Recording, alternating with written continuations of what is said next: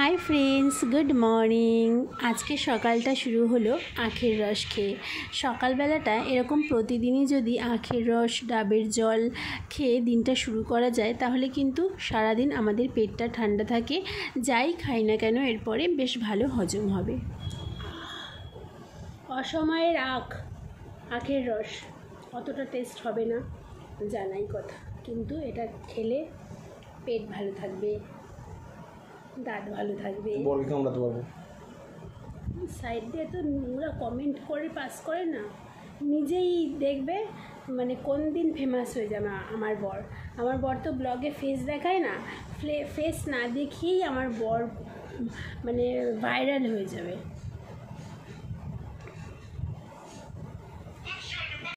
এরপর আমি সকালের জন্য বানিয়েছিলাম সাদা চাউমিন। সেই চাউমিন বানানোর স্টোরিটা আমি মিনি ব্লগ হিসেবে তোমাদের সাথে শেয়ার করেছি। মনে হয় দেখে ফেলেছো, যারা দেখোনি তারা দেখতে পারো, কারণ তাহলে তোমরা এই সাদা চাউমিনটা কিভাবে বানানো হয় সেটা তোমরা শিখে ফেলতে পারবে। সেটা দিয়ে আজকে ব্রেকফাস্ট করলাম। সকালবেলা বরমশাইয়ের আবদার যে অনেক দিন চাউমিন করো না, একটুখানি করো না প্লিজ, তো করলাম, একটু বেশি পরিমাণেই করলাম। দেখবে কোনো জিনিস যদি খুব খেতে ইচ্ছা করে তাহলে সেই জিনিসটা একটু পরিমাণের বেশি হলে একটু মন ভরে খেলে তবে গিয়ে মনটা ভরে। তারপরে চলে এলাম রান্নাঘরে। আজকে একদম সিম্পল রান্না, বিউলির ডাল, কাঁচকলা আলু দিয়ে মাছের ঝোল আর কাঁকরোল ভাজা। এই যে কাঁচকলা আলু দিয়ে মাছের ঝোল, এটা বরমশাই খাবে না, তো সেই কারণে ওর জন্য বিউলির ডাল করতে হলো। কাঁকরোল ভাজাও কিন্তু খাবে না, সেটা আমাদেরকেই খেতে হবে, ওর জন্য আবার আলু সেদ্ধ দিলাম। তো দুপুরবেলা লাঞ্চ করলাম। আমার না শরীরটা একটু খারাপ লাগছিল রান্না করার পরে, তার জন্য না শুয়েছিলাম। শরীরটা বেসিক্যালি বেশিরভাগ মানে বেশ কয়েকদিন ধরেই খুব একটা ভালো যাচ্ছে না। আমার ঘুমোলেই দুটো হাত অবশ হয়ে যাচ্ছে, তারপরে মাঝে মাঝেই নিঃশ্বাসের নিতে কষ্ট হচ্ছে, এই সমস্ত প্রবলেমগুলো হচ্ছে। তো এই হচ্ছে মাথা ঘুরছে মাথা নিচু করলেই, তো সেই কারণে তাড়াতাড়ি রান্নাবান্না করে খেয়ে দিয়ে একটু ঘুমিয়েছিলাম। তারপরে ঘুম থেকে উঠে না খিদে পাচ্ছিল, মানে মাঝে মাঝে না সেরকম ভালো করে খেতেও পাচ্ছি না, তো সেই কারণে খিদেও পেয়ে গেছিলো। তো গতকাল রাতে বর আমার জন্য একটা ক্ষীরকদম এনেছিল। আমি মিষ্টির মধ্যে ক্ষীরকদম খেতে বেশ ভালোবাসি, সেই কারণে তো সেটা আজকে সন্ধেবেলা খেলাম। সন্ধেবেলা দেখবে একটু ঘুম থেকে উঠে একটুখানি কিছু খেতে মন চায়। তো আর এই দেখো, তোমাদের তো দেখানো হয়নি, চুলটা আমি কেটে কতটা ছোট করে দিয়েছি। অ্যাকচুয়ালি কী বলো তো, বর্ষাকাল চলছে, তারপরে মানে চুল এই সময়টা না খুব মানে হেয়ার ফল হয়, তো তারপরে নিজের শরীর খারাপের কারণে যত্নও করতে পারছি না, সেই কারণে ছোট করে দিয়েছি।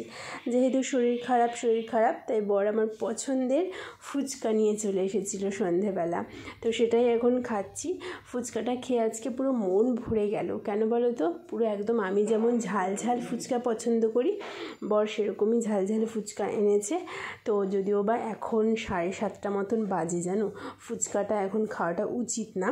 আমি মোটামুটি চেষ্টা করি বা আমার হাজব্যান্ডকে বলি যে যদি এই ধরনের খাবার আনো তাহলে 7টার আগে যদি বাড়িতে আসো তবেই আনবে, কারণ মানে সত্যি কথা বলতে এই সময় এটা খেলাম, তারপরে আবার যদি আমরা তো অনেক রাত করে খাই, তো ব্যাপারটা ঠিক স্বাস্থ্যের পক্ষে ভালো নয়, সেই কারণে বলি। যাই হোক, তারপরে রাতেরবেলা খাওয়ার আগে আমি একটু স্কিন কেয়ার করে নিলাম। আমি চেষ্টা করি প্রতিদিনই এই স্কিন কেয়ারটা ফলো করা।